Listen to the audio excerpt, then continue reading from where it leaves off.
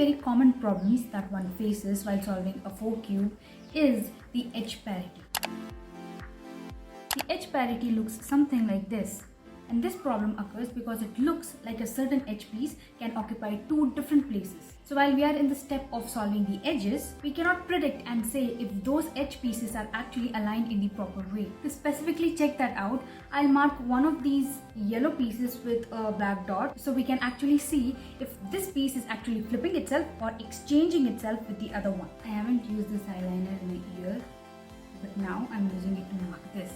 Okay, so I have marked a black cross on one of these yellow pieces which is actually closer to the green side. So we have to see if this is actually flipping on this side or if this is going here. Okay, so before we start, I want to make sure that you are clear with the moves and what they are actually called. So we know that this side is going to be called as the right move and this side is going to be called as the left move. So for the middle right layer, I'll be calling it as a small r. So whenever I'm moving it in the clockwise direction like this, only the middle right layer like this is going to be small r. When I do the same for the left layer, I'll call it as small l. That is, only this layer moves like this. In the anti-clockwise direction, when I want to move it to the clockwise direction, it moves like this. So whenever I want to make a small r move, I can either take these two layers and just bring this layer back, or I can even take this layer like this and bring it like this.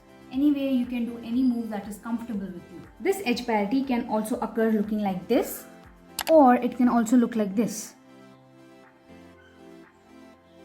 Okay, so to solve this algorithm, we have 3 different steps. So the first step includes moving the middle right layer and middle left layer. Remember that whenever you take a middle right layer, move the top layer twice, and whenever you take a middle left layer, take the front layer twice. So for the first part, we are going to take the middle right layer down like this, move the top layer twice. Now we'll take the middle left layer down like this and move the front layer twice. Now we are going to take the middle left layer up like this and again move the front layer twice like this. And this is the first part of our algorithm. Now the second part of the algorithm is much simpler. We are going to take the middle right layer twice like this. 1, 2, bring this twice back. So since we made a middle right move, we are going to take the front twice up like this. Now we are going to bring this again up once like this. Make the top layer move like this. Now we are going to bring the middle right layer down like this and flip the top layer again. A little bit easier, right? Now the third part is much easier. So for this, we are going to first take the front layer twice like this, flip the middle right layer twice like this, and then flip this back up. Now by this way, we actually brought these 2 yellow pieces from here to here. Now once I solve this cube with the usual method, now that the whole cube is solved, we'll just see if the black cross that we had marked is actually flipped or exchanged with its other side. I'd marked the black X somewhere here right next to the green side. But now you can see that this piece has actually moved here and this piece has actually moved here. So one thing to note is that while performing this algorithm, the pieces don't just flip themselves, they exchange with the other edge piece. So the other edge parity that we observe in a 4 cube looks something like this. These 2 edge pieces are actually in its opposite side and these 2 pieces have been solved. Now we know that solving with the traditional edge piece method going clockwise or going anti-clockwise is actually not going to solve this process. So in this case, the algorithm is quite easier than the previous case. Even here, after every middle right layer move, we are going to move the top twice. So here, as usual, I'll call this as the middle right layer, this as the middle left layer. In this particular case, we are actually not dealing with the middle left layer at all. It's just the middle right layer that we are going to be using. So make sure that you look at the cube like this with the edge piece that is not matching with the other edge piece that is on the opposite side. These 2 sides should have a matched edge piece. First move the middle right layer twice like this and the top layer twice like this. Now move the middle right layer again twice like this. But in this case, move the top 2 layers like this instead of just 1. The next step is to again move the middle right layer twice like this. And in this case, just move the middle layer twice like this and the cube is solved.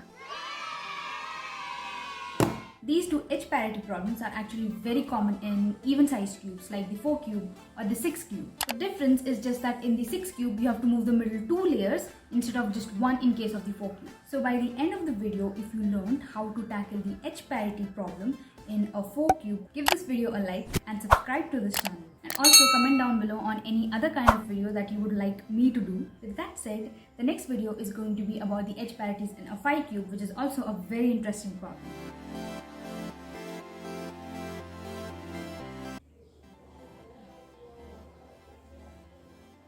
Okay, to discuss a very serious common, and it is mainly and this problem occurs because it looks Oh my. What is this face? so while we are on the step of solving the edges, we cannot predict, and this way this problem is okay. So before we start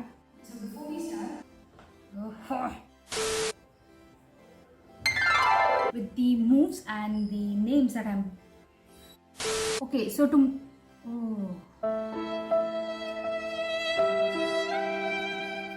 so I smudged the I'll do that again. Just let it dry. Any which way. So the the whole cube is black now. We'll just see if that cross that black X. Black cross. So one thing to make a note, the exchange with the other piece right there, with the piece right next to it.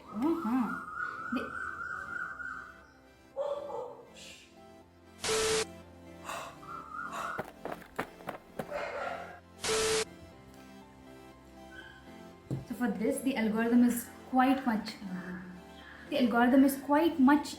easier than. So by the end of the video, if you learned how to tackle the middle edge, so by the end of the video, if you